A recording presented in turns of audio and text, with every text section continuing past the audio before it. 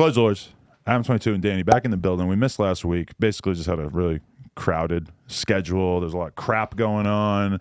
We managed to not be able to make it happen with Thanksgiving and everything, but we do have a bonus episode. I don't know if we're going to put it out this week or if we're going to put it out next week, but we are going to have our first ever guest. Second guest. Because of Yuri. First ever legitimate guest. Yes. Respectable guest, maybe. Yeah. And I don't want to clean, bathed, sexually active, with an income source. You have no idea how hard you're roasting him right now. Yuri! No, but he's a nice guy. I like Yuri. Yuri is a great guy, but you're right. The Destiny is much more of like a fully formed human being. I'm a little intimidated when we have him on. Really? We're not going to talk about it too much. He's a smart fellow. Yeah. And I sort of brand myself as the intellectual, like, I graduated college. Let me tell you about the checks and balances in government. That's me. But against him, right, it's not me. Yeah. No, I completely agree, because I'm like, in a fair percentage of the conversations I have, I'm kind of like the smartest guy, let's just say. Or like, if not the smartest guy, it's like I'm clearly the one who's like trying to push the conversation in a smart angle. And when I'm around him, I feel like I'm retarded. Aaron Carter challenged you intellectually a couple times. Be honest about that, at least. Rest in peace to the GOAT. Yeah, definitely. But then also, okay, so that's coming up. That'll probably drop either later this week or next week. And then, I mean, that's pretty much it. That's the only thing we have in terms of updates, right? Yeah, I guess somebody got the shit kicked out of him in the chair I'm sitting in right now. I didn't know it was this chair. Yeah. Am I sitting in blood? Did somebody tell me? You're not, but if they hadn't mopped it down, you might have been. I don't know that he was actually like leaking on the couch. He was leaking on the couch. He was. I'm getting an emphatic nod from Josh. You may have AIDS as we speak. Was he dirty, the guy? No. Actually, that's terrible. I'm inferring that he has AIDS, which is not at all the case. But that has been a wild thing. Like, because, okay, realize that it came out, or like it happened, and I didn't think that there was any chance it was coming out for like 8 hours. And then I was like, fuck, if I can get him to sign this fucking piece of paper, then we could put it out and have this crazy viral thing. And then, is this the first time you've talked about this behind the scenes process? Because I don't want to retread it, but that sounds real interesting. We did talk about it on the No Jumper show last week, but yeah, it was a big decision to make. Okay. But it's crazy because if you watch, there's another podcast that the kid Kelpie who got beat up that he did right before that, and you can see, I only saw a few little clips, but you could see how the energy is like being built up. Like he's kind of like being told, don't let anybody disrespect you, or this is how you got to act if this happens, or whatever. So that's why he came in with that super aggressive energy towards Suspect. Anybody named Kelpie, I mean, kelp is a thing that animals in the ocean of all sizes just feed on. Right. That's sort of no disrespect against Kelpie, but you're setting yourself up to be the victim. That's like rule number 1 of martial arts and self-defense. You can't let somebody get close to you. Yeah. He let him right up in his face. Yeah, and I didn't exactly have the best reaction time either. I was really crawling my way up out of that chair and even almost retreated. That would have been the best meme if I didn't help in the fight at all. If I had just walked away. That would have been funny. You're not paid to break up fights. I mean, that's kind of how I was feeling too. I was like, shit, I'm in charge of this shit. I can't be all up in this mix here. Yeah, you had I remember we talked about you on the Plug talk show, how sometimes you could have a sloth-like sexual energy, like, Apparently you have the same energy when it comes to physical violence. Yeah, I'm not exactly Herb Dean. Herb Dean. But then when You're more like Steve Mazzagatti. Yeah. When I got up behind him too, it was like, oh no, there was like elbows like swinging back towards me. Like if I get too close, I might get, a little cut on me, or a little bump, a bruise or something. I'm not trying to take any damage. No. We can't have that. No, I'm trying to have a flawless victory here. I'm trying to walk out of here unscathed. Your forehead looks great, by the way. Does it? Those guys, dude, something about, I don't know the guy, the assailants. I don't even know his name. Hopefully it's better than Kelpie. But Almighty Suspect, Big Sus Gerb. See, that's how it works out. That's why you can't name your child something soft like James. I'm pretty sure his parents named him something different. You got to change it on your own then. Let me ask you something. How did you approach Thanksgiving? Approach is a weird way to mention it. Approach Thanksgiving. Right. That implies some level of strategy and forethought. Exactly. Because for me, as somebody who's in the middle of this diet and I'm down almost 25 pounds, And anyway, I Thank have you. to approach Thanksgiving like very deliberately, right? Because I feel like I could gain back the 25 pounds in like one meal if I really wanted to, because Thanksgiving is just, it's that environment where you can just absolutely just stuff yourself beyond return. Now, I understand you as a skinny guy, you probably don't have the same set of concerns. And I've also been alerted by the chat that they essentially think I have body dysmorphia. So Yeah, and you got all the characteristics. You're a porn star. You have OnlyFans. You're obsessed with TikTok. you're saying I deserve my body dysmorphia? I'm saying you check the boxes. Yeah. Deserve is a harsh word. Part of the job. It is. Yeah. It was. We're going to tell you guys right now that a lot of times we have to cut the cameras, and Adam's got to go to the bathroom to vomit. Okay, it's part of keeping that physique he's got. Have you ever done that? I haven't done that. I had always heard girls talk about it because I don't know what it is, but there's something about me where I tend to really draw in girls with eating disorders throughout my life. Nice. It's just something about me, I guess. Congrats. And I haven't thought about it in any kind of depth. But anyway, I never understood how you could do that, because even the biggest meal I've ever eaten in my life, I kind of felt like if I shove my fucking finger down my throat, nothing's going to happen. Like the food is already like deep in there, like pretty quickly, don't you think? Yeah, the calories have already rubbed off in your esophagus. And I think that that's a big part of it too, is that if you fucking puke your food up, like most of the calories are already absorbed. But one time I ate like a huge meal in Long Beach, and then the fucking ice cream truck came and I got a giant ice cream sundae and I ate that. And I think this actually happened to me 2 times, and it was almost exactly the same thing, where I ate the huge meal, then I ate the ice cream sundae from the food truck, and then my body just was like, you have to go throw this up. And I had to do the thing where you're digging around in your fucking throat trying to find that little button. the G spot. Yeah, and The bulimia G-spot. and you tap that shit. You tap it, and that food just starts. Were you in the bushes? But no, I was in the bathroom. But like when you look at the puke too, you're like, that is nothing in comparison to how much food I just ate, and it feels like I threw up a ton. And now also you have the taste of stomach acid in your mouth. Oh, the worst. And also, you have to live for the next week, or actually, I guess for the rest of your life, with the knowledge that you conducted yourself like a girl who was a sophomore in high school. We should do a deep dive into bulimia sometime, because there are levels to that shit. That's one thing that I learned from dating a girl with a really gnarly eating disorder back in the day, because she would tell me a lot of stuff. And then at one point I started to like lurk this message board that she was on that was like a private message board. And I was lurking it after we broke up, because she didn't realize that I had her login. Like she had left the shit logged in on my computer. So And you had to find a new girlfriend, too. I could go on there and I could read about all the different things that she had going on in her life. And one of the things I realized was that she could make herself puke with no hands. So in the tiers of bulimic bitches, this is like you're goated. Like Yeah. if you can make yourself do it without having to fucking stimulate your throat, then you're hardcore. And also it really kind of fucked with my head too, because she started dating this black guy after we stopped dating, and there was a thread on the forum about how intimidating it was to hook up with this guy with this giant dick. So for me, as a guy who was kind of like heartbroken and like going through all that, yeah, that played some games with my brain chemistry. That was a little rough. I was going to make a joke. I was going to make a joke It was about like 20 years ago. I don't give finding a fuck. message like, today went okay, woke up, had an egg, threw it up pronto, and then proceeded to suck my boyfriend's dick, which is a little smaller than I like. Yeah. I was going to make a joke about that, but that actually happened. That really was happened actually to a me, message, yeah. it sounds. Yeah, apparently my dick was just fine. This guy's dick, not so fine. Anyway, she believed that he was like 28, and then found out a couple months later he was 48. So you just, as her life carried on. But think about that. He lied to her about his age by 20 years. That's some fuck shit. Like, that's fire. Black don't crack, they say it, and that allows you to get away with stuff like This guy's that. like kind of famous too, and I really wish I could expose him, but it'd be a little too grimy. This is the second famous person you've told me about. And then you told me about the other guy who your chick left you for, who was beloved, quote unquote. And I meant to ask you after the mics went cold who this feller was, and I forgot. Was it the same guy? No. Okay. That story is insane. And it is a fucking miracle that that story has never come to light on this podcast, and I will not talk about it at all, but if I will tell you off camera. And sometimes I'm amazed by the research skills of the fucking fans, and sometimes I'm like, man, y'all really left this one on the cutting room floor, huh? I couldn't figure it out. No, I'll tell you all about it later. My best guess was John Stamos. Dating a bulimic girl. The pros and cons. Pros, suppressed gag reflex.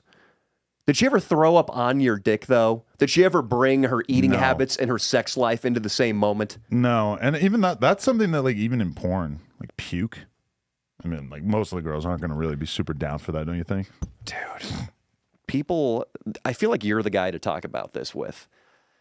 I get made fun of a lot on my other podcast, the Leo and Danny Show, because I mentioned once that I masturbated to a video where a girl is giving a guy head and alternately throwing up all over her massive fake tits.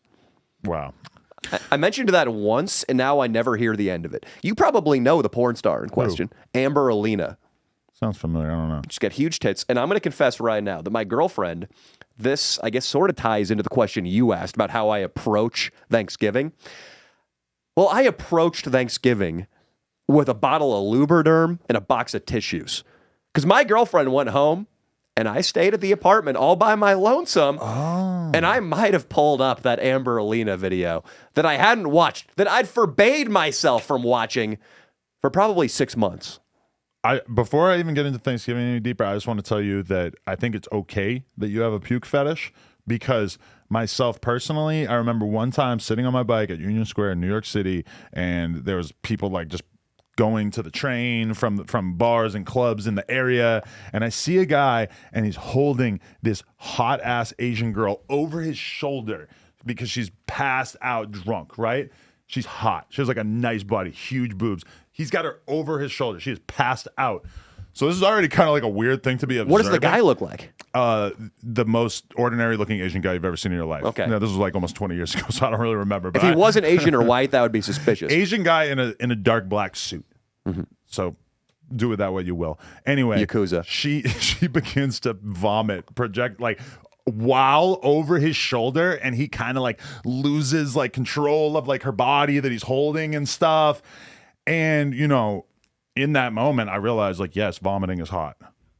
Ooh. Now she was passed out, so I'm not like willing to say that this specific thing was hot in any way. And I hope that he took her home and put her to bed and didn't get any weird stuff going on. But it's kind of hot. I'm seeing the connection now.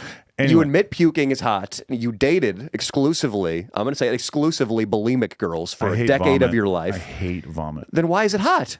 I don't know. It's just something about just seeing that shit blast out of there. I don't think I would like it in real life. Like, I could watch a girl sucking a dick and puking on the dick, but if that happened to me in real life, I think I would just be like, no, you need to go. I don't know what it is about this video. I watched it once and I jerked off to it. I just admitted I jerked off to it. You used the word fetish, which fuck you. I'm not willing to give that up. I'm not willing to say it's a fetish. Right. But I jerked off to it again this weekend, and I don't know what that means. I would just roll with it. I mean, to me, fuck it. Wait, what are you so scared of? Well, I'm afraid that I'm going to desensitize myself, where I don't want to reach the point where I can't get off unless a chick with K-sized titties is throwing up somewhere in the vicinity. I'm just so glad that my jerking off hasn't really been like radicalized over the years, because I'm pretty much still jerking off to the same exact type of stuff that I was when I was like 17. So that feels good. Like that, I just like my brain hasn't felt the need to go on this journey of like, oh, there needs to be just some dudes standing in the corner. There's got to be a donkey. I have to be doing this in an igloo. Like, I don't know, because like people seem like they get further and further in their life, and they keep finding out more and more weird shit they have to involve themselves with. But it's funny that you say that you've spent Thanksgiving alone, because all right, so I was doing my morning cardio on Sunday, and there was no good podcast because everything is fucking shut down for the latter half of last week. And so I say, okay, why don't I recheck in with Joe Budden? I haven't listened to his podcast, like a random episode in a while. And I'm listening to him talk about how he spent Thanksgiving alone in bed, jerking off, watching, I don't know, sports or movies or some shit like that. And I was thinking to myself, wow, that sounds so depressing. I'm so glad I have a family and people who care about me. And then it turns out that you are just as miserable and depressed as Joe Budden. So let's hear more about this. Listen, I don't know where Joe Budden lives. Which city is it? Jersey. Jersey. All right. I've never lived on the East Coast, but it's probably easier to get from Jersey to New York or Pennsylvania than it is to get from Southern to Northern California. All right? They have a fantastic train system over there. You're right that it is closer. And also, that is the problem, right? Is that like his family lives in that vicinity, I would think. So like he chose, no, but I think he has a kid. He has a son who's like a grown-ass man with a woman that he doesn't get along with. So he's like exiled from that part of the family dynamic. I don't know what's going on with the rest of his family, but like what would have been your strategy to spend time around your loved ones if you were going to do that? Because I'm not sure exactly like how close that was for him, and he just chose not to. Yeah, I mean, for me, my approach to spending time with my loved ones over Thanksgiving would have involved waiting at LAX, not at the security line, not at the gate, waiting about 2 miles down the road from LAX, first of all. That's the first step. You have to wait in a traffic line to even get near the fucking airport. Your fucking parents live like a 7-hour drive away, right? Much longer if it's Thanksgiving. Yeah, but like an extra hour and a half. I would just drive. Why are you so scared to sit in your car for 8 hours? Oh, have you ever taken the Grapevine in late autumn, buddy? It gets snowy and slippery. It's far too slippery. I've driven to San Francisco like a billion fucking times. It's not that big a deal. Only in the summer, I bet. I would rather do it than sit at home and jerk off on Thanksgiving. There is a level of depression that I associate that with that I don't want my brain to experience. Listen, after I jerked off to the porn where the girl throws up all over her nipples, I looked myself in the mirror and I said, buddy, you're a winner. Yeah. But seriously, dude, that drive, no. Again, I told you, it gets really snowy. Have you seen Lord of the Rings? I love a long drive. No. Well, there's a part where it's all snowy and like the mountain's falling apart because the wizard is going, You can see snow. Dude, I did it once. I drove up the Grapevine around this time of the year. I'll never do it again. Well, it's very perilous. I don't know. To me, it's like I just am scared of putting myself in positions where I know I'm going to be like prone to loneliness and sadness, and definitely being alone on a holiday feels like that would do that for me. I think we need to get you on suicide watch. You couldn't have done one Thanksgiving on your own? If I have, I would go very out of my way to avoid that. Most of the time when my parents still lived on the East Coast, I would fly back for Thanksgiving. Then at a certain point, I realized this is insane. I can't fly back for Thanksgiving and then Christmas a month later. Yeah.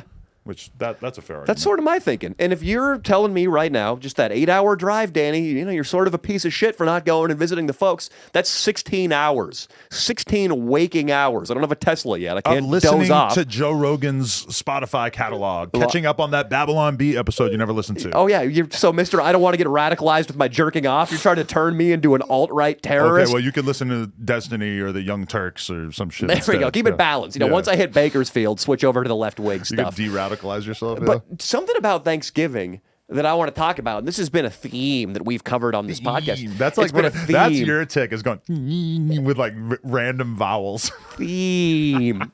I wanted to lay into that E. Yeah, I like it. I saw this pop up relating to Thanksgiving. First of all, I was thinking, when I pop up. Oh, keep going. I don't know the rest of the song because I'm white. It's good. Thanksgiving. First of all, the first thing I thought was, you know what I'm really sick of? I'm really sick of seeing hacky tweets and articles on various news sources about celebrating Thanksgiving this year.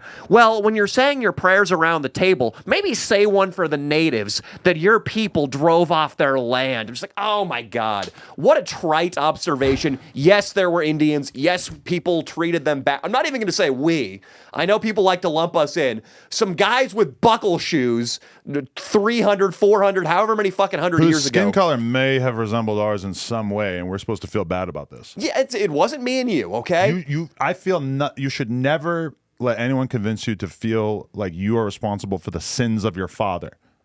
Now, we are specifically talking about people who are so much less connected to us than our own fathers. Yeah. If my dad was an axe murderer, I would feel nothing.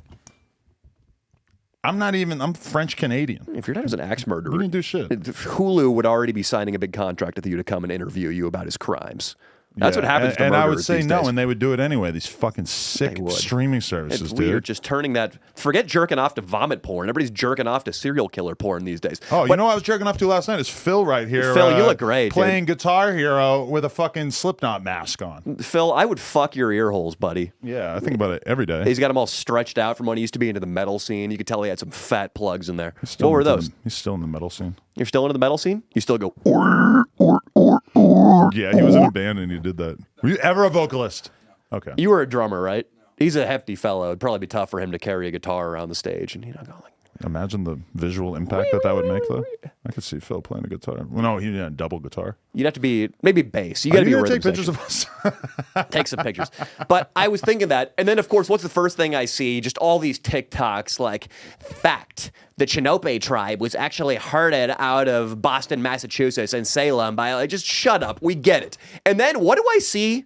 Adam 22. What do I see on my Google Calendar when I pull it up? No doubt entering in some very important event into my itinerary for the week. I see that they've turned the Friday after Thanksgiving, which is it's Black Friday, okay? It's already been dedicated to an ethnic minority. They have dedicated that into Native American Appreciation Day. Oh, I did see that. And it just popped up on my... Did I approve it? No. Did we talk about it? Did we vote calendar? about it? I was thinking the same thing. Why is that in my Google Calendar? I didn't put that there. You saw that. They tried to slip it on by us, huh? Yeah. And we already did that with Columbus Day. Right. We already made Columbus Day like a / Indigenous peoples thing. So now Thanksgiving too. We can't just... Who, when they celebrate Thanksgiving, thinks it has anything to do with fucking Native Americans? It has nothing to do with that. It has something to do with you feeling less lonely and getting drilled by younger people in your family about a fight that happened on your podcast. I guess I'm referencing something that happened to Adam at his Thanksgiving dinner. I'm sorry. No, but that's true. And I feel like I feel the exact same way about every holiday, really. That they are all just reasons to kind of have a good time. St. Patrick's Day, I don't know what the fuck that means. A bunch of people wearing green. They want to get drunk. That's cool. I don't really personally take part, but I've done it before. And the same way with fucking Christmas. It's like, I'm teaching my kid to be hyped up on Christmas. I am going to tell my kid at some point, God and Jesus are a total lie, and anybody who tells you otherwise is lying to you, and you should come to me and consult me about it. But we're still doing Christmas. We're still having fun with the Santa thing and the gifts, whatever, you know? Yeah, no, it's great. I don't care about the meaning. It's important. I tell her all the time, Santa is the reason for the season. And she's going to find out at some point about the What does that even mean, dude? Because they always say Jesus is the reason for the season. Oh, do they? I've never heard they say that. What kind of white person are you? That's like the whitest phrase before coexist bumper stickers. It's just the Native American Day thing, which again, like you get together for Thanksgiving to remember, sure, Thanksgiving. You remember what you're thankful for. And all of us sitting in this room right now, Sid, I don't know. We all have something to be thankful for. Okay? Something. And Thanksgiving, it helps you to be like, here's an example. I was on Zillow watching house porn.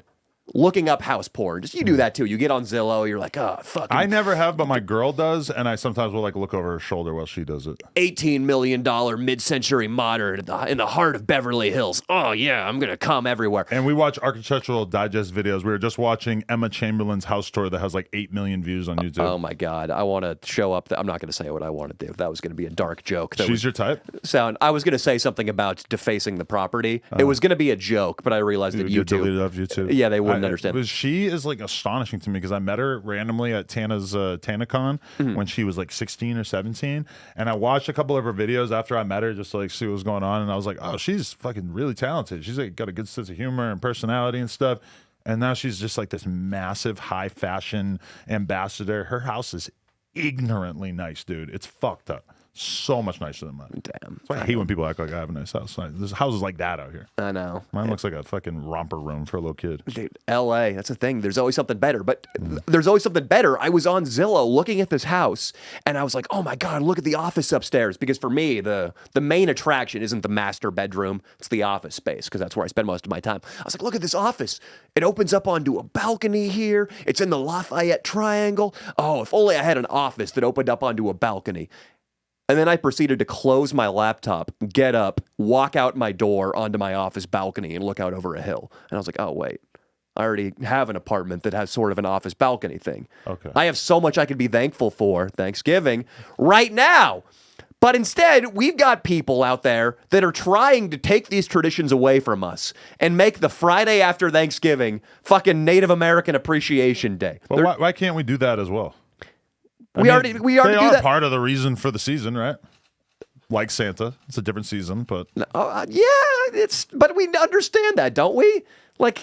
We've already been educated extensively. But why do we have on our any history of holidays genocide? about anything that's happened throughout history, right? Well, because the holidays Thanksgiving wasn't started in Salem, Massachusetts and fucking whatever the fuck, whatever. It was started around the time of Abraham Lincoln because this one very motivated woman realized it would be a good opportunity for people to get together with their families, have some good face-to-face connection, more important than ever right now, more important than ever, and reflect on what's already good in their lives. That's what's important about a holiday. St. Patrick's Day is a time to go out and get fucking laid, okay? That's not a real holiday. And Native American Appreciation Day, what the fuck does that? Am I going to go shoot a bow and arrow at a cat?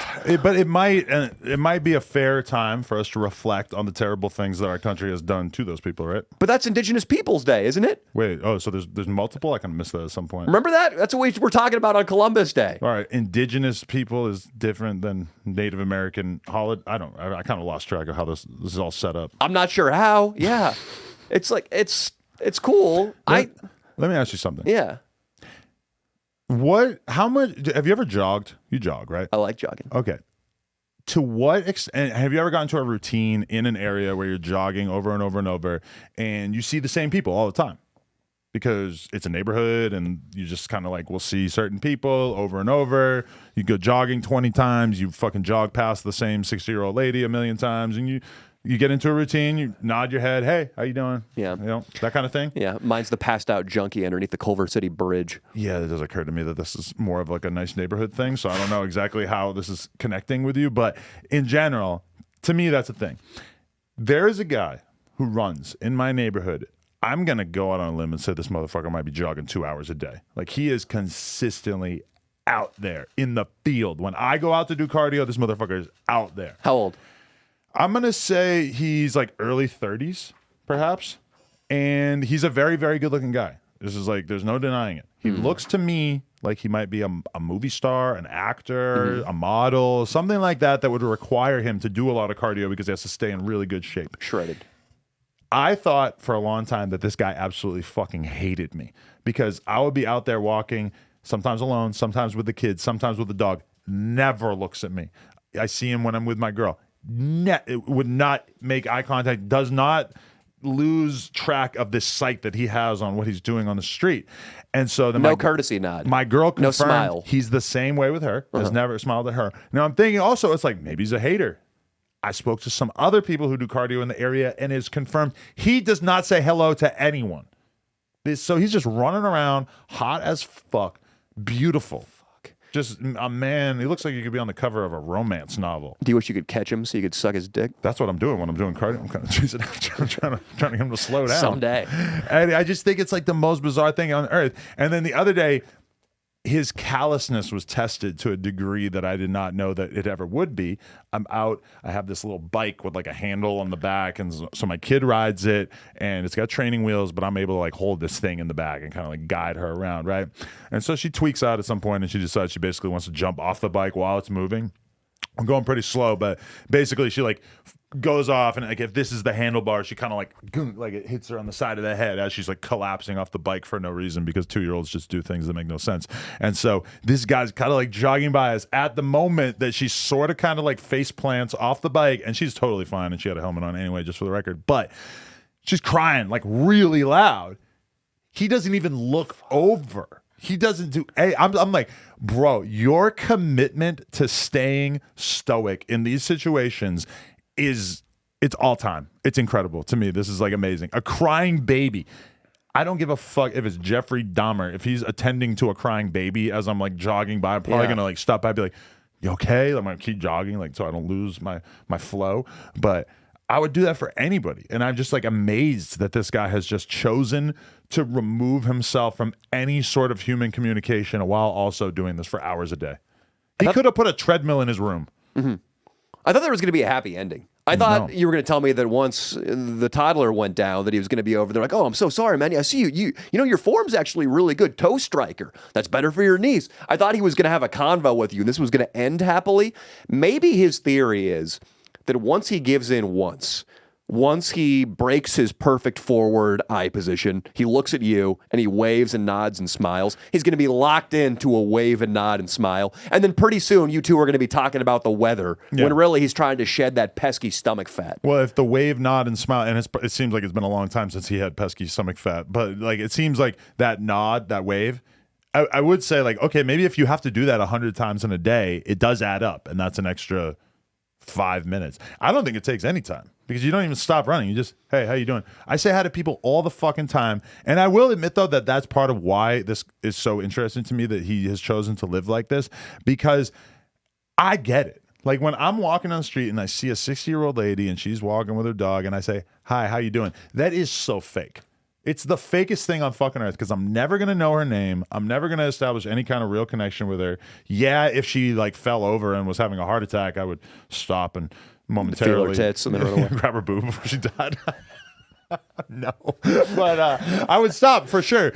But like, I'm just saying, like, it's not like we ever plan on having a real connection here. And it's the same thing with all the people that I see who are walking their dogs or doing whatever while I'm out doing cardio is all of them. Hey, how you doing? But it's the fake. They don't even answer the question. They say, hey, they don't even say good. This is why I'm going to side with this dude right now, is because I've done both things. I've had the neighbors I keep at arm's length. I'm just stiff arming these motherfuckers away from me because I know it's going to get sucked into mundane conversations about, oh yeah, the weeds. Oh yeah. Oh, the new neighbors. Ooh. Oh, that's not an option. I'm not stopping to talk to you. Even the people I actually know, like I have like one person in the neighborhood I'm actually friends with. When I see him and I'm doing cardio, he gets like 45 seconds, I'm going to stop because I'm not trying to let my fucking heart rate go down. I'm here for a reason. See, me, I've gone the complete opposite way from the gay porn star that will not look at you when he jogs. I talk to everybody I have in my to neighborhood. figure it out. I have to scan his face and submit it online and figure out he's got to be on a show. Yeah. All right. Continue. I talk to everybody, and now I have a borderline homeless woman who lives in her van, who I have 20-minute conversations with every other day. Wow. She loves me. She hates everybody else in my apartment complex. She thinks they're all the white devil, but now she just loves me. The thought actually popped into my head while I was talking to this 68-year-old black woman who lives in her car that she would probably blow me because I stop and I talk to her all the time, and the energy got really sexual once. I have another guy who's he's been a garbage man for I think 35 years. His name is Lane, and he always comes out to me. He's like, you know why you and I get along so well, man? Because Jesus. We both got Jesus in us. I have that guy. That's weird for him to assume that. He's right. Right. Unlike you, I have Jesus. I know the real reason for the season. Right. And now it's hard for me to get anything done, jogging or otherwise, because either Mickey, which is the woman's name, or my boy Lane are going to be out there, and we're going to be talking about Jesus, or there's going to be strong blowjob energy. And I'm there for the ride. And I don't mind it. I think overall as a person, it makes me happier having those connections. Yeah. No, definitely. And that's why I find it so strange that this guy rejects any sort of like, because I've never even like said hi to him. I just look at him. There's a couple times where I was like, hey, like raise my hand, and he doesn't even look over. That I was just so astonished because it's like that right there is the thing that we're missing as a society. And that's why I think when you move to a decent neighborhood where people actually go outside and walk around or whatever, it's kind of like on you to embrace this and try to like encourage some sort of like niceness in the neighborhood, right? You white people got to stick together. Listen, we have people of other races in my neighborhood. Mostly, do you? Mostly Jewish, Middle Eastern, white. No, pretty Indian, much just white, Jewish, Asian. Not even those. No, I've seen a handful of Asians. Yeah, you're right. Yeah, Asians are the next one. The next one's infiltrating the gentrified neighborhoods. Yeah. Listen, I would love for the neighborhood to be more diverse. Mm-hmm. I'm working on it. Mm-hmm. I've started a petition. Mm-hmm. I'm going to create one of those little mini libraries outside of my house, and I'm going to fill it with just all radical racial text. And Think and Grow Rich. It's going to be 50% radical racial text and maybe 50% pick yourself up by your bootstraps, which those are kind of at odds with each other, those two styles of thought, aren't they? That is quite true, yeah. Like if you gave a black man Think and Grow Rich, which I have done, I have given King Croc in my crew Think and Grow Rich. There are probably a lot of people who would assume that was like highly racist because like the radical left says black people can't pick themselves up by their bootstraps because of racism, right?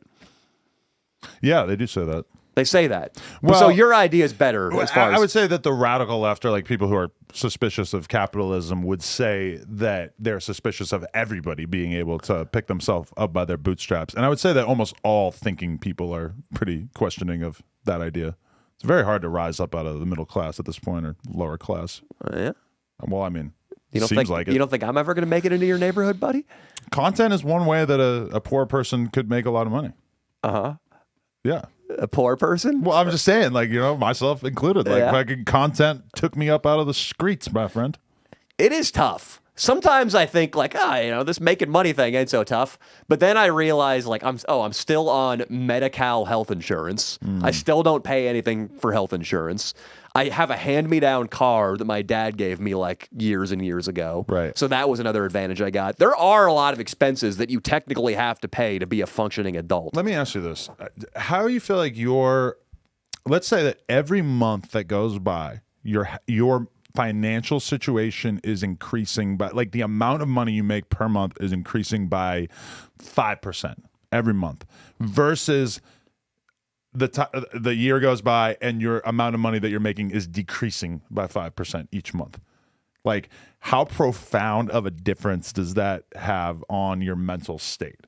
Because I felt really, really happy and good during Thanksgiving / my birthday over this recent break. And I was thinking, I'm like, how much of your happiness here is related to the fact that your channel is having this insane spike as a result of two pimps beating the shit out of each other? I don't know, because sometimes I think that my happiness is kind of like tied to a lot of analytics, and maybe I'm not always honest with myself about that.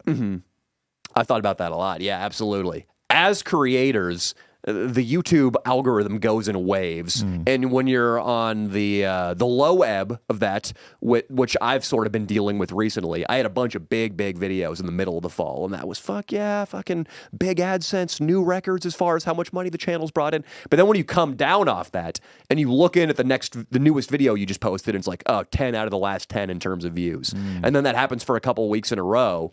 Yeah, I feel like you're distracted. It's hard to be present, and I've had to, like, this weekend, I didn't look at any sort of analytics. I had my phone off for much of the weekend, and I feel good. I feel recharged. Right. That's what I did this weekend. I didn't think about how poorly my channel is doing and how much money I'm losing.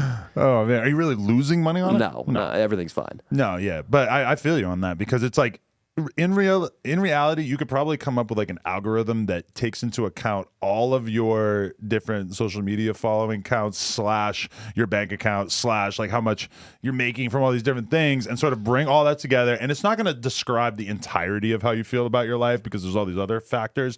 But in reality, as a creator, if you are really going to be honest with yourself, a big chunk of how you're doing is going to have to be tied into that. Like, I'll say that, our channel, the last like 3 months or whatever, has maybe not been doing as good as it was doing before. And a lot of it, like, there's always this attempt to sort of like blame it, to figure out what you're doing wrong, when in reality, it's like, I mean, these pimps beating the shit out of each other certainly was not an example of me doing something right. It's just something that happens. And that's just But you reality. get the self-esteem boost. Yeah, like you were the genius behind it all. Okay, my channel was damn near being like supported by Crip Mac for like 6 months, where it's like we're interviewing Crip Mac. Do you even know who that is? No. Okay, this is craziest gangster I know dude what you ever gang seen in he's your life. affiliated with. Right, yeah, it's the 55th Street Crips. Oh, and he but basically, like, he's just a random dude I interviewed that I ended up maybe doing 10 interviews with, and those plus the clips were just like one of the biggest things that has happened to the channel in recent memory. And he's been locked up for a while, whatever. But I mean, that just like, me picking him out was an example of me, I guess, doing something right by just noticing that he was going to be a big boon for the fans. But it's like a lot of the wins aren't really like attributed to anything that you specifically did, and it takes like a certain level of skill as a content creator to just not care and to just look at the channel performing not so great and be like, okay, like, we're just gonna keep going, like, that's all right. Yeah, yeah, you got. But then also still be looking for the underlying reasons that anything might not be performing. You got to be trying to solve the problem, but at the same time, you can't let the problem haunt you. Right. And like Jeff Bezos, I read a book on Jeff Bezos and Amazon, and I guess during the tech crash in the early 2000s, everybody was talking shit about Amazon. Everybody was saying, like, they're done. They got all this cheap angel capital money. They don't actually have any good fundamentals. And everybody in the company was starting to panic and not do their job as well and reflect the negative sentiment that America was aiming at Amazon, except for one man, Jeff Bezos, who I guess nobody could even tell. Looking at Jeff Bezos and speaking to Jeff Bezos, you couldn't tell whether the stock had just tripled in value or whether it was rock fucking bottom. He was so stoic the entire time. So that's a clue. And yeah, sometimes I envy people who make like $80K a year and they just work a job and their only metric is their yearly salary. But day to day, they go in and do their job, and if they gave it their all, then they feel more or less good about themselves. We are constantly faced with analytics, which are telling us whether or not we're doing our job or not. Right. They're not always accurate, like you said. But. Because it's like, if you were to get a job somewhere and they were basically like, listen, we might pay you $50,000 this month, and we might pay you $5,000 this month. Yeah. It's just all about how good a job you do. Yeah, It's like that's just going to be the weirdest fucking job to have, right? But that's what YouTube is like, and it's not like there's a cap on it, and you could get your channel deleted, so you could make zero. In reality, not you, but like anyone, and you could have the channel do so good that you make 100 times what you thought you might make, and it's like, but I feel like, having spent so much time playing poker and around poker players has really like prepared me for that, though, because when you play poker, it's like there's two things happening at once. There's the reality of studying every single situation and learning how to play it in a perfect GTO game theory optimized way. But there's a correct move for every hand. 100%. It's like blackjack. Exactly. But then also at the same time, there is the reality of actually playing the game, where a situation where you get all in and you have a 60% advantage and the other person has 40, this is a huge W for you. But you're going to lose 40% of the time. It's almost a coin flip. I mean, it's like, but having to like be able to put yourself through all these things and then still keep your head on straight, because that's really what makes a successful poker player long term, is the person who can go through these terrible ups and downs and still just keep a very level head. Yeah. I think so too. That's why I read a lot of books on the power of positive thinking. I do. I'm into that stuff, that new agey shit. Okay. And absolutely, like the premise of that is that, say you're getting shitty poker hands all the time, you're wiped. Do you have I know in the movie Rounders, Matt Damon had like a wad. He had $30,000 in his sock. Do you have like a poker wad, and once you get wiped out, you're done playing poker forever? No, I have like $100,000 at the casino, and then I have money online. Oh, you have $100,000 just at the casino deposited? Yeah. Okay. Well, just hypothetically, if you it would be very immature and irresponsible for me to be rolling around with an amount of money that large on me. Rounders is extremely unrealistic in a lot of ways. The moment when he walks into that room and it's all the professors and they're all playing, and he's just like, Buddy just folded the 3 of hearts, and it's like he names everything that everyone has, but it's like the exact things he's saying are the kind of things you could never know in a million years, and it's so sick. Like, because that movie came out before the actual poker boom. Online poker and the World Series of Poker and all that shit happened a couple years after Rounders. Rounders was not that successful when it came out, and Matt Damon was a nobody when it came out. But if you, when you got down to your last $5,000 at the casino, and they were thinking about throwing you out on your ass, and if your channel, they just wouldn't let you play if you didn't have money, they're not gonna throw you out. And if every interview you were doing, and like if your dick started not working during plug talk, and you're like, Leno was like, oh, what the fuck's up with Adam? I think he misses his old bulimic girlfriend.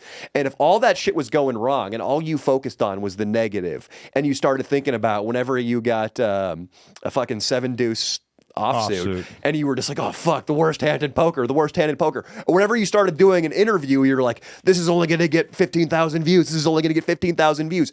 You would tense up, and you would become a shittier interviewer, a shittier poker player, and a shittier lover.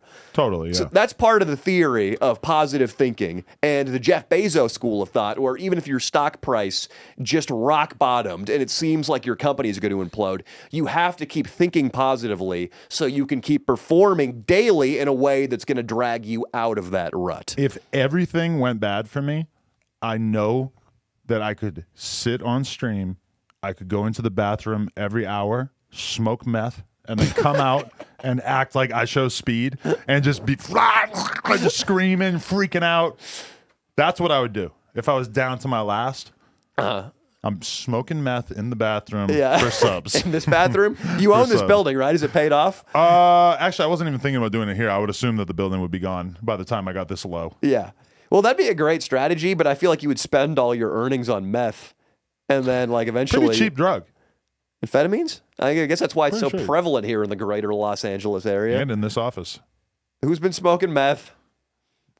Josh.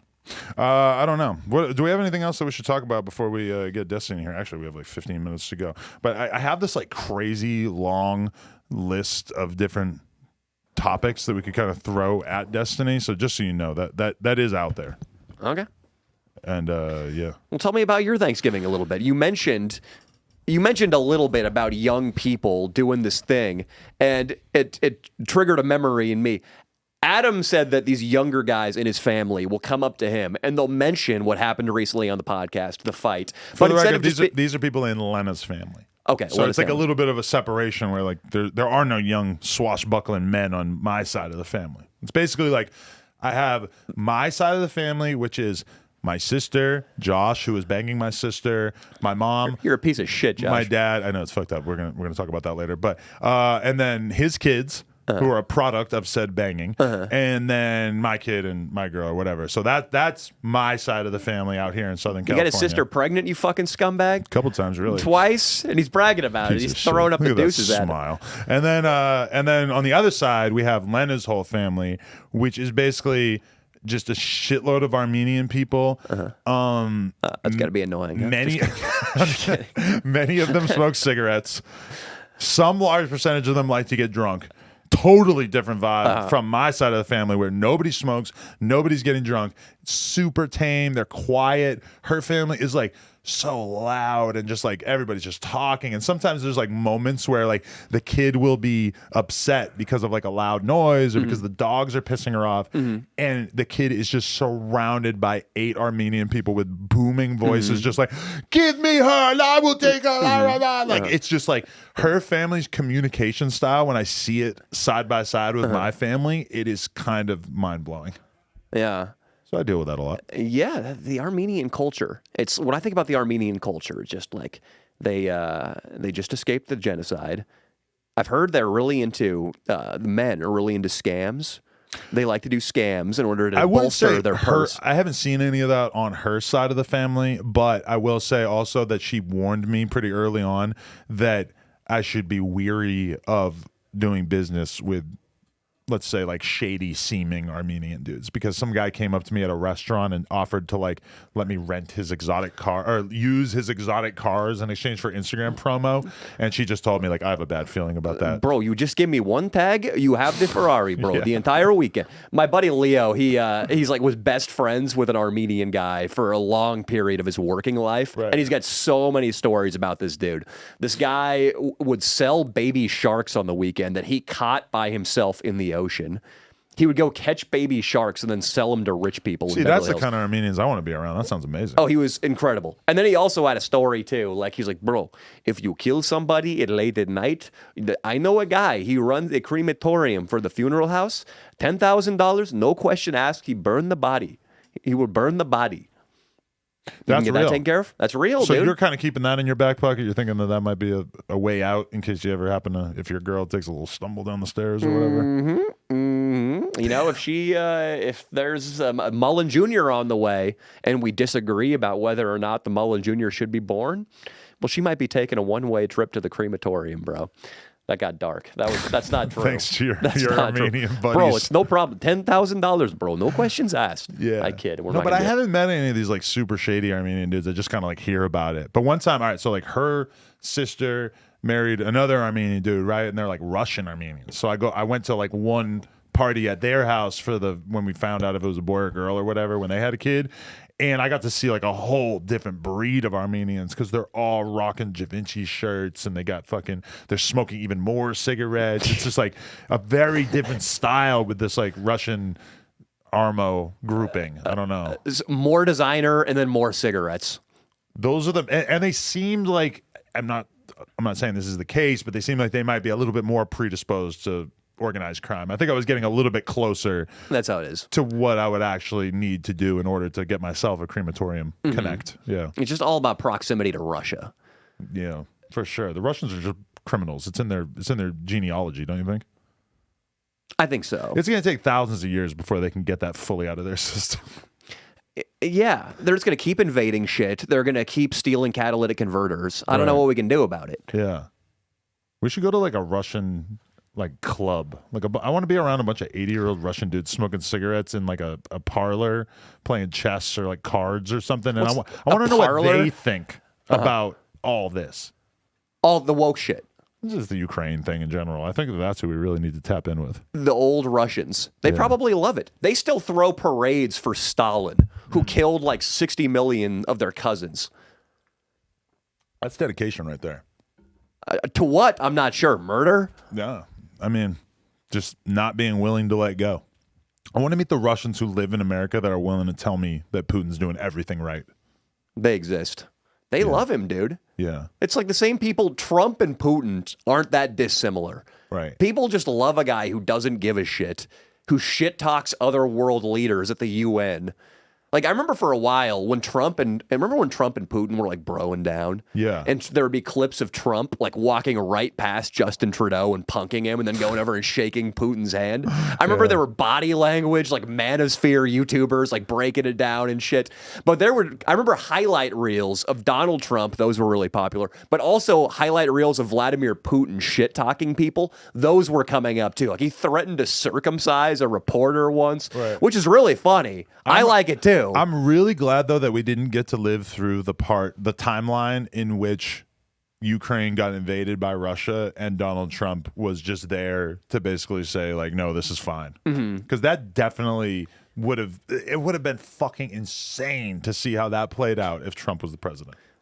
Yeah. Basically, just like, listen, there are fine people on both sides, okay? We don't need to get involved in this issue. I can't believe that you just used the fine people on both sides example, though, because you know that's bullshit, right? The Charlottesville? Well, it's just like he didn't say that. Like that is one of the best examples of the media treating Trump unfairly. Really? Because in the context of the actual clip, he's pretty clearly saying that there were good conservatives and they're bad conservatives. And you hate Trump, so you're not sticking your neck out for him. I do, but this is just like it's just the fact that they treated him so unfairly on this, and that people will still reiterate it as if he actually said that there were like good Nazis or whatever is like, I don't know, that moment in American history more than anything else makes me so massively skeptical of the media's role in our society. So what did he actually say? Because Charlottesville, this was a little bit before I was interested at all in politics. Right. But basically, there was some sort of the Unite the Right thing. That's what it was called. Right. Did it start out as a legitimate conservative rally, or was it always going to be this Nazi fest that it turned into?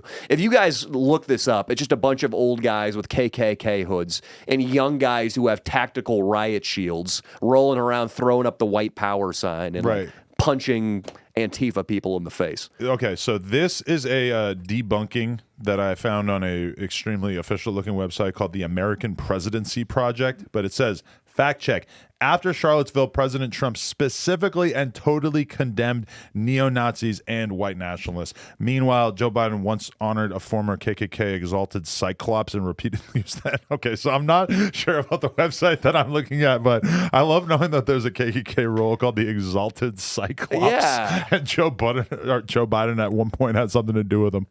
Yeah, I know they had the Wizard and the Dragon. I don't know they had a Cyclops, too. They're having a lot of fun over there with their titles. We got to give them that. Okay, but as CNN's Jake Tapper has said, President Trump did not call neo-Nazis or white supremacists very fine people. Elsewhere in those remarks, the president did condemn neo-Nazis and white supremacists, so he's not saying that the neo-Nazis and white supremacists are very fine people. He even said in the speech, he said, I'm not talking about the neo-Nazis and the white nationalists because they should be condemned totally. So he condemned it as about as hardcore as he possibly could have. Now, how the fuck did our legacy news media actually like get away with pushing that on people? And I said, I'm a Trump hater, but this is insane that they could get away with that. And that's why when you see Elon Musk saying that the New York Times is not real news or whatever, it's like, that is offensive to me only in the sense that Elon Musk is constantly politicking with people on Twitter who are real pushers of real intentional fake news in a way that I don't think it's fair to compare to the New York Times. But when you look at a situation like that, it is a pretty clear cut. The New York Times, if they care about being factual or right at all, should have issued a denial of that statement, right? If it didn't happen, which it didn't happen. They're misrepresenting his words. They're taking it out of context. And I remember so many people here. I remember there was a TV writer who I used to follow who the second after Trump allegedly said that, posted a thing where the White House had a KKK hood on. Right. Like basically saying that the president and his cabinet are all a bunch of fucking Klansmen drunk around a campfire somewhere talking about a lynching. Right. And we're about to get into this with Destiny, but are you aware that Nick Fuentes, the white supremacist kid who we did the stream with, that he now is best buds with Kanye, and that Kanye actually took him and brought him in front of President Trump at his spot, Mar-a-Lago, whatever the fuck you say it, in Florida. So he showed up at that shit with Nick Fuentes. And Kanye? And Kanye showed up to have dinner with Trump, with Nick Fuentes. And if you think about this, it might be 4D chess, because Kanye, I don't know how serious he's taking his own campaign. He seems to be really taking it serious, but he basically served up the media like the perfect way to shit on Trump by saying, look, Trump had fucking dinner with this white supremacist. So like right there. When was this? This was over the weekend. This was like Thursday or Friday or some shit like that. Damn. Probably not Thursday. That was Thanksgiving, but maybe Wednesday. I don't know. But either way, it's like, that's the craziest timeline ever. And I've been told by some people who speak to Nick Fuentes that he kind of like looks at No Jumper as probably the mainstream like media institution that's been like the most fair to him. So I think that like realistically, this is mainstream media. I mean, think about how every other news organization interacts with Nick. They basically just talk about what a piece of shit he is. They would never ask him for a comment on anything. They just bring up all these old quotes. They don't give him any chance to actually contextualize it or explain how he actually feels about stuff. At least we let him talk. And yeah, Flacco loves him. I try to learn more about, because I hear like Nick Fuentes is coming in. I need to watch your guys' pod you did. Right. And I'll ask Flacco, I'll be like, yeah, so what's up? Isn't that guy like raging white supremacist? And Flacco's like, no, he's not racist. He don't think white and black people should mix. And I'm like, oh.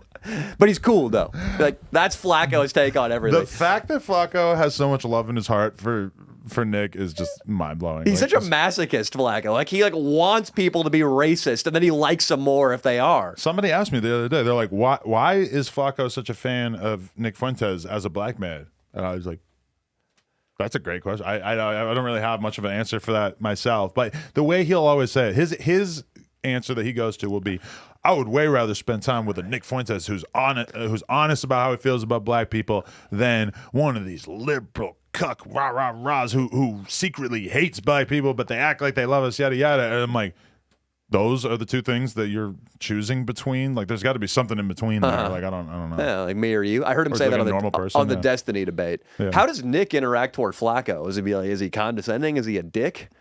Is there any conversational racism going on, or is he pleasant toward Flacco? I don't think he was a dick to him because Flacco's so on his side that he's just riding with him. So it's like, why, Nick has no incentive to be critical of Flacco at all. I mean, the closest thing that Nick said afterwards that I could have seen becoming a little bit of a thing is like he was like repeating something that AD said on his stream, and when he was repeating it, there's like, you can impersonate somebody, and it's like if you sound like you're doing a little bit too much of a racialized impersonation. How was my Flacco right there? I mean, Flacco is a very different person. He's like such a specific style, but I'm like, when Nick was like imitating AD, he was kind of doing like a default black guy voice or whatever, and I was sort of watching it like, oh God, like they're gonna be pissed about this. I never heard anything about it, so I don't know if he actually got offended by it. But yeah, well, I was trying to do Flacco. Flacco's got a very distinct speech pattern. Yeah, that's what I was going for. Sounds insane. Yeah, but he told us he has to tighten his abs up every time he starts stuttering, and that'll make it stop. Doesn't seem like it's working that well, but you hired him. You're the one who made a professional stutterer a podcaster. Believe it or not, there was like a month or two on this podcast where Flacco was like the only thing we talked about. I like Flacco. I fucking back him. Don't get me wrong. I love Flacco too. 2 minutes. The last thing I want to talk about, this might not be a 2-minute subject, but Nick Fuentes, he keeps saying that, I hear it's like, oh, Nick Fuentes isn't that extreme, but he just doesn't believe that white and black people should have babies together. Like, what is his possible logic? It's kind of hard to like get at what he actually thinks, and definitely this is something we should talk about more in depth with Destiny, but it's like, it's almost like he gives me, or like on our interview, because it's kind of like a version of himself that's kind of like, oh, well, I just think everybody should stick together to their own kinds. And then like I've heard quotes from him on his show where he just sounds like much, much more aggressive to other races, Sure. So it's kind of hard to figure out exactly where he stands. I don't know. Fucking not breeding with other races and peoples just leads to inbreeding and just the exact opposite of what some people, it doesn't lead to a pure bloodline. It just makes you get hemophilia and die if you cut your elbow. You think the average in the kitchen is the average mixed race person more attractive than the average person who's like all one race. Have you ever been to fucking Ireland, dude? That's a good point. Yeah, You ever want to have sex with a transparent-fleshed, red-headed, fire-crotched Irish lass? Yeah, that's true. Think about it, dude. They are disgusting. Yeah. Does everybody in Ireland is just like a fat potato farmer. But okay, you go to Russia, you go to Switzerland, you go to fucking, Estonia, bro. I'm telling you, they have the most elite-looking white bitches you ever seen in your fucking life out there. It's like the chick working at McDonald's half the time looks like she could be a supermodel in America. It's fucking weird. So that would be my only argument against that. They probably got invaded by some horde at some point, though. But do you think that there's like some effect that mixed race people have on your brain where it's like it's interesting. It's something you haven't seen necessarily, so your brain interprets it as being more attractive, or is it the other way where it's kind of challenging for your brain, so your brain perceives them as being less attractive? I'm tending to go towards more attractive, like the way people, but it also depends the races. But like, can you think of a bad blend? It's a very interesting question. Right. Black and Asian, most people like. White and black people like. Asian and white people love. We just condemned the Irish as ugly. I'm Irish. I can do that. I'm holding the scepter here. If you take an Irish person and you mix them with a Nigerian woman, doesn't that sound a lot better than just plain old Irish? I mean, one always must be careful when mixing Irish and Nigerian. It's the rule of thumb. No, we have some more research to do on this topic before we can really figure it out. I agree with you, though. I think what is new and rare stands out. Just like when I don't even think it's big tits or big asses. I don't think evolutionarily there's much value in that, but it's novel. So when you're walking through the mall, you're like, B cup, B cup. No, but that's all evolution. Double D's. Big tits and big ass are all evolution because that's letting you know that she's going to be able to feed your kids well. Yeah. So all the milk just hangs out in the titty and she's going to run out if she's got small tits? Your animal brain perceives it that way. Okay.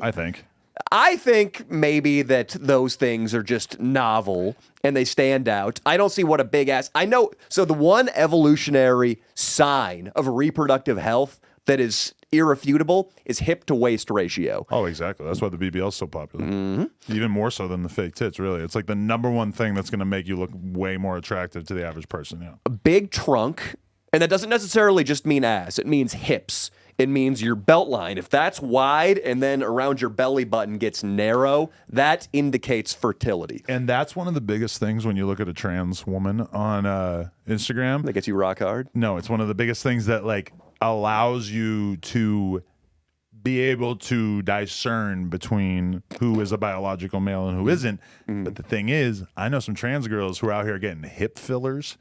So the fucking, between that and the lipo, they have tiny ass waists and their fucking hips look gigantic. This is the thing that's going to make it so that no man is able to tell if they're sleeping with a trans person or not, because that shit's tricky. You know, in World War II, when the bombers used to drop chaff, it would jam the German radar. Okay. Hip fillers are trans chaff. They jam our transdar. Yeah, because okay, have you read about the lab synthesized meat that they're working on? I'm talking about food, not trans people right now. It's hard to know, but I have. It's artificial meat. It tastes just like grow meat. it in a fucking laboratory, and they're able to synthesize it, and so it's like you could theoretically have ground beef or a steak that didn't actually come from an animal. Yeah. And if you were to get it to the point that no human being were able to tell the difference, it kind of calls into question veganism, because you're like, oh well, if you could eat something that is exactly like a steak, but it doesn't have any of the cruelty associated with it, then what's the difference? If trans surgeries get so good that nobody is able to tell the difference, are they even trans?